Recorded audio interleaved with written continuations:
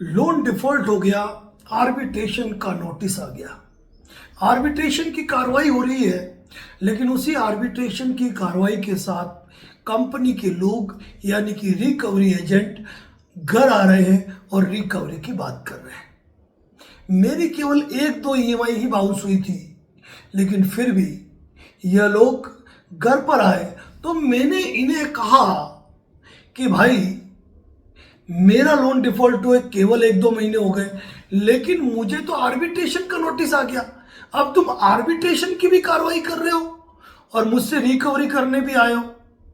तब recovery agent कहता है कि आर्बिट्रेशन तो थर्ड पार्टी है, उसको छोड़ो, उसका हमारी कंपनी से कोई लेना देना नहीं है।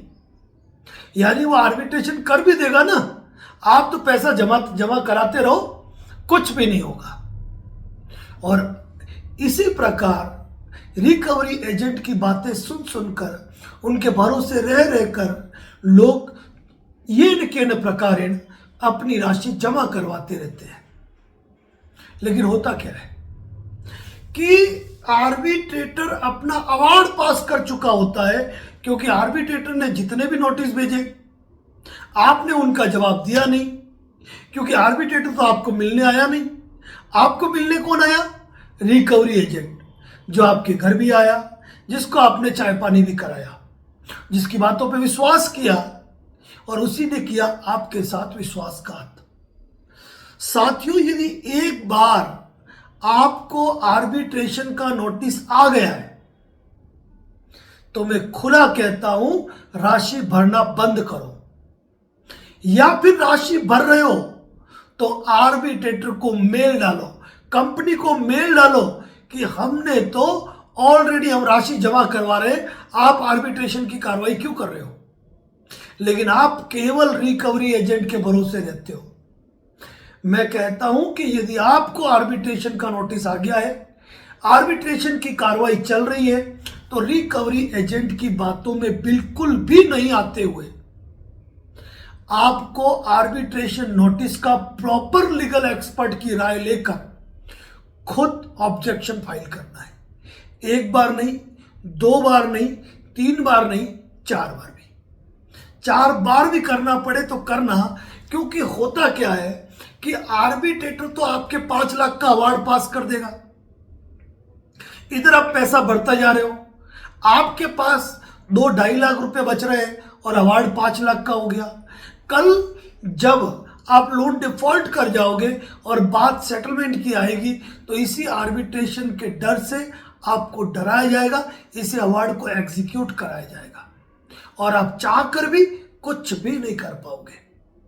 इसीलिए यदि आर्बिट्रेशन का नोटिस आ गया है तो पैसा भरना तुरंत प्रभाव से बंद करें, और यदि पैसा भर रहे हैं तो ऑब्जेक्शन लेटर फाइल करें, उसमें पूरा ब्यौरा लिखें।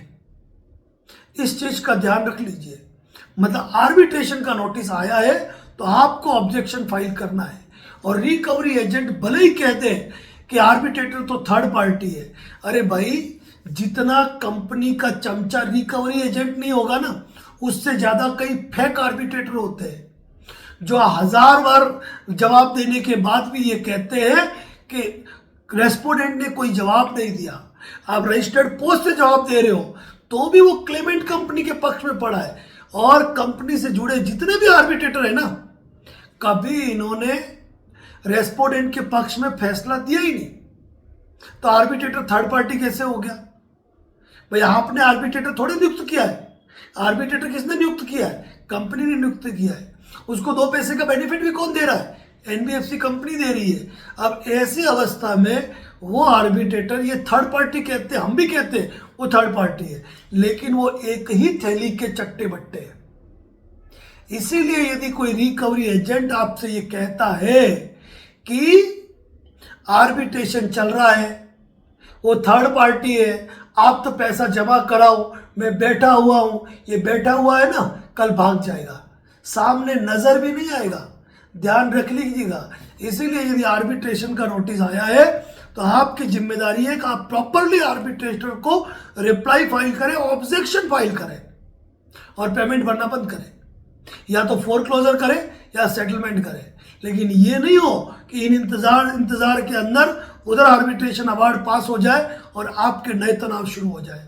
साथियों, बहुत ही इंपॉर्टेंट बात कह रहा हूँ, छोटा सा वीडियो है, समझ सको तो बहुत बड़ी बात है। हो सकता है आपके साथ भी एक खेला हो रहा हो, तो सावधान हो जाए।